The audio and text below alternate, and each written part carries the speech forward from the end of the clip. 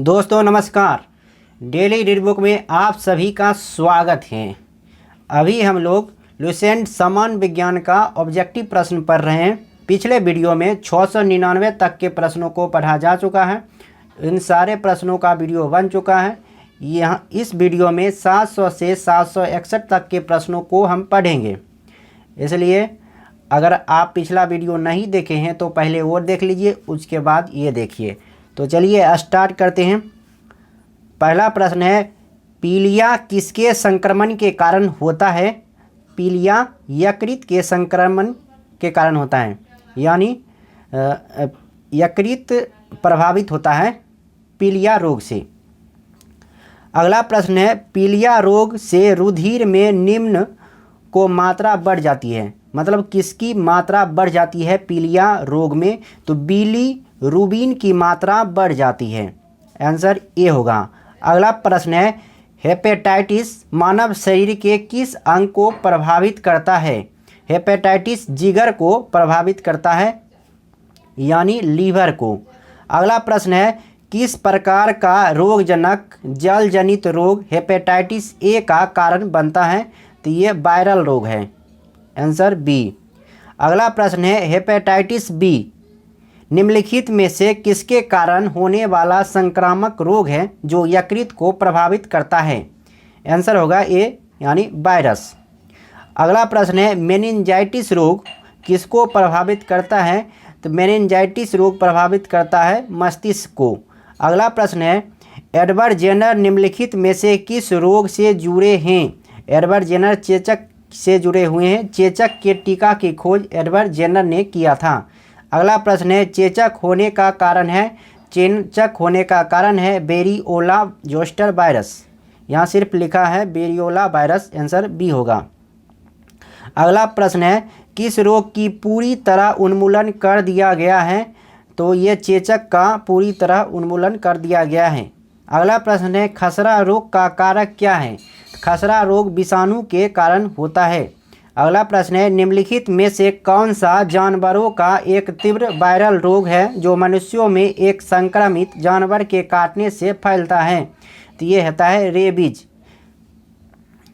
Rabies संक्रमित कुत्ता गीदड़ के काटने से फैलता है मनुष्यों में। अगला प्रश्न है, H1N1 किसके द्वारा होता है? तो H1N1 वायरस के द्वारा होता है, यानी विषाणु के द्वारा होता है। H1N1 को स्वाइन फ्लू भी कहा जाता है। अगला प्रश्न है, निम्नलिखित में से कौन सा बर्ड फ्लू वायरस है जिसे एवियन फ्लू वायरस भी कहा जाता है? तो इसका आंसर होगा H5N1। स्वाइन फ्लू और बर्ड फ्लू में याद करने में बहुत परेशानी होती है, इसके लिए आपको याद करने के लिए स्वाइन मतलब एक होता है, तो इसलिए स्वाइन फ्लू जब हो तो H1N1 और बर्ड फ्लू में H5N1 याद रखना है। अगला प्रश्न है, जापानी इंसेफ्लाइटिस का कारण होता है? तो जापानी इंसेफ्लाइटिस का कारण विषाणु होता है। अगला प्रश्न है, जीका वायरस किसके द्वारा मनुष्य में संचारित होता है? जीका वायरस मच्छर के द्वारा होता है। अगला प्रश्न है, न्यूरोलॉजिकल जन्मजात विकारों के कारण रूप में ज्ञात जीका वायरस किसके द्वारा फैलता है? तो ये मच्छर के काटने से फैलता है। आरआरबी एनटीपीसी 2016 में यह प्रश्न पूछा जा चुका है। अगला प्रश्न है, जीका वायरस का वाहक कौन सा मच्छर है? तो जीका वायरस का वाहक एडिज मच्छर है। जीका वायरस मानव शरीर के किस भाग को ग्रसित करता है? तो जीका वायरस दिमाग को ग्रसित करता है। भ्रूण के मस्तिष्क को नुकसान पहुंचाने वाला जीका वायरस डैश द्वारा वहन होता है? तो ये मच्छर द्वारा वहन होता है। एक ही प्रश्न को अनेक रूपों में दिखाया गया है कि किस प्रकार से यह पूछा जाता है, इसलिए जो भी संभावित प्रश्न है सभी प्रश्नों को कवर इसमें किया जा चुका है, इसलिए एक एक प्रश्न को गौर से देखिए। अगला प्रश्न है, इबोला शब्द से आप क्या समझते हैं? इबोला पश्चिमी अफ्रीका में एक विषाणु रोग प्रकोप था। अगला प्रश्न है, एथलीट फुट नामक बीमारी किससे उत्पन्न होती है? एथलीट फुट कवक के द्वारा होता है। कौन सा रोग कवक के कारण होता है? तो त्वचा का प्रदाह रोग कवक के कारण होता है। अगला प्रश्न है रिंग बर्म नामक बीमारी डैश के कारण होती है। तो रिंग बर्म बीमारी कवक के कारण होती है। आंसर ए होगा। अगला प्रश्न है दाद की बीमारी निम्नलिखित में से किस प्रकार की होती है। तो दाग एक फंगल रोग है। अगला प्रश्न है निम्नलिखित में से किस की उच्च स्तर में उपस्थिति से मधुमेह यानी डायबिटीज होता है। तो इसका आंसर होगा ग्लूकोज। जब ग्लूकोज की मात्रा रक्त में अधिक हो जाती है तो मधुमेह रोग हो जाता है।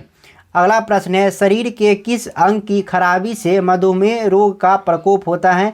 तो ये अग्नाशय की खराबी के कारण मधुमेह रोग होता है। जब अग्नाशय सही से काम करना बंद कर देता है तब मधुमेह की होने की आशंका होती है। अगला प्रश्न है निम्नलिखित में से मधुमेह से पीड़ित व्यक्ति की ज़रूरत होती है। तो मधुमेह से पीड़ित व्यक्ति की इंसुलिन की ज़रूरत होती है।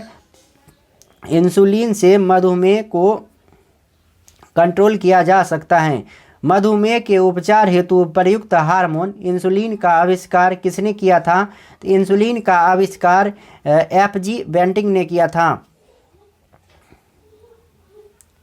अगला प्रश्न है मानव शरीर में कोशिका वृद्धि एवं विभेदन अति नियंत्रित एवं नियमित होते हैं, किंतु कैंसर कोशिकाओं में इन नियामक क्रियाविधियों के खराब हो जाने से सुदम एवं दुर्दम अवरुद्ध बनने लगते हैं। आंसर ये होगा। अगला प्रश्न है कैंसर के ऊतकों की जांच के लिए डैश की जाती है। तो ये बायोप्सी किया जाता है। यदि कोई कैंसर से पीड़ित है तो उसे किसे दिखाना चाहिए। तो उसे अर्बुद विशेषज्ञ को दिखाना चाहिए। अगला प्रश्न है कौन से रोग के उपचार में डायलिसिस किया जाता है। तो गुर्दे की खराबी यानी किडनी की खराबी में डायलिसिस का प्रयोग किया जाता है।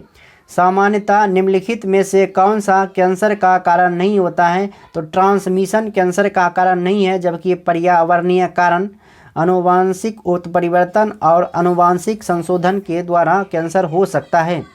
अगला प्रश्न है कैंसर के उपचार में निम्नलिखित में से किसका प्रयोग किया जाता है। तो कीमोथेरेपी का प्रयोग कैंसर के उपचार में किया जाता है। कीमोथेरेपी किस रोग के उपचार के लिए दी जाती है। तो कैंसर के लिए दी जाती है। अगला प्रश्न है सामान्यतः रक्त कैंसर के रूप में निम्नलिखित में से किसे वर्गीकृत नहीं किया जाता। तो कार्सिनोमा को रक्त कैंसर के रूप में वर्गीकृत नहीं किया जाता, जबकि ल्यूकेमिया, माइलोमा और लिम्फोमा रक्त कैंसर होने की संभावना होती है। अगला प्रश्न है ब्लड कैंसर को आमतौर पर इस नाम से जाना जाता है। तो ब्लड कैंसर को ल्यूकेमिया के नाम से जाना जाता है। ल्यूकेमिया एक प्रकार का कैंसर है जिसमें असाधारण बढ़ोतरी होती है। तो असाधारण बढ़ोतरी किसकी होती है। श्वेत रक्त कोशिकाओं की संख्या यानी श्वेत रक्त कोशिकाएं अनियंत्रित रूप से बढ़ने लगती है तो उसे कहते हैं ल्यूकेमिया यानी रक्त कैंसर। अगला प्रश्न है निम्नलिखित में से किस का उपयोग रक्त कैंसर के उपचार में किया जाता है। तो कोबाल्ट 60 का उपयोग रक्त कैंसर के उपचार में किया जाता है। ल्यूकेमिया एक प्रकार का मानव रोग है जो कि सफ़ेद रक्त कोशिकाओं का कैंसर है। आंसर ए होगा। अगला प्रश्न है रक्त में आरबीसी के बढ़ने से कौन सी स्थिति बन जाती है। तो पॉलीसाइथेमिया हो जाती है। अगला प्रश्न है मलेरिया संबंधित है। तो मलेरिया ज्वर से संबंधित है यानी बुखार से। अगला प्रश्न है एनोफ्लीज मच्छर कौन से वेक्टर वहन करते हैं। तो एनोफ्लीज मच्छर मलेरिया और फाइलेरिया दोनों का वहन करते हैं। अगला प्रश्न है मलेरिया परजीवी की निम्नलिखित में से कौन सी अवस्था संक्रामक है। तो स्पोरोजोइट। Answer D. निर्दालु व्याधि रोग यानी स्लीपिंग सिकनेस की वाहक है सीसी मक्खी। काला जार का संचार किससे होता है। तो सिकता मच्छी से होता है काला जार का संचार। अगला प्रश्न है कालाजार का रोग वाहक कौन है। तो कालाजार का रोग वाहक सिकटा मच्छी है। निम्नलिखित में से कौन सी धातु इटाई इटाई रोग पैदा करती है? तो कैडमियम से इटाई इटाई रोग होता है।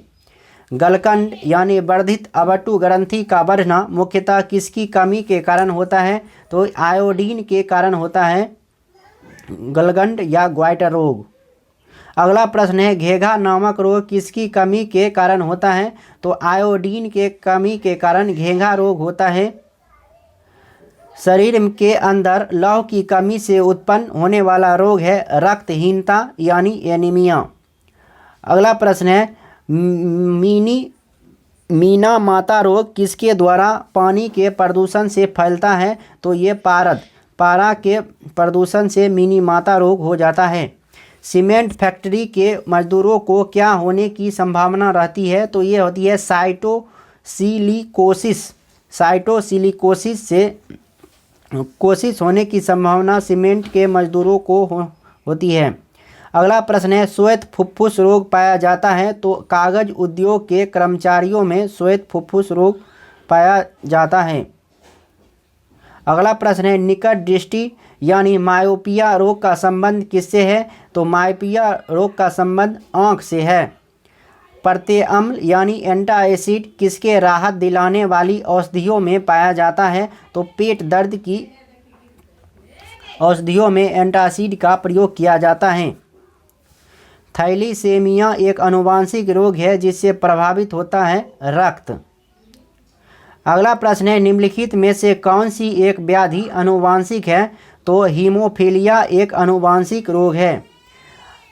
अधि रक्तस्राव यानी हीमोफीलिया है एक आनुवांशिक विकार। अगला प्रश्न है, निम्नलिखित में से हीमोफीलिया का लक्षण कौन सा है? तो रक्त का थक्का न जमना एक हीमोफीलिया का लक्षण है। अगला प्रश्न है, आमतौर पर वर्णनता यानी कलर ब्लाइंडनेस क्या है? तो एक आनुवांशिक रोग है कलर ब्लाइंडनेस। अगला प्रश्न है, वर्णन व्यक्ति किन रंगों में भेद नहीं कर पाता है? तो लाल और हरे रंग में भेद नहीं कर पाता है वर्णन व्यक्ति या कलर ब्लाइंडनेस रोगी। इस वीडियो में इतना ही।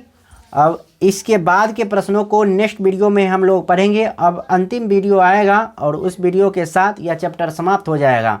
अगर आप चैनल पर नए हैं तो चैनल को सब्सक्राइब कर लीजिए और फिर मिलते हैं नेक्स्ट वीडियो में। तब तक के लिए नमस्कार।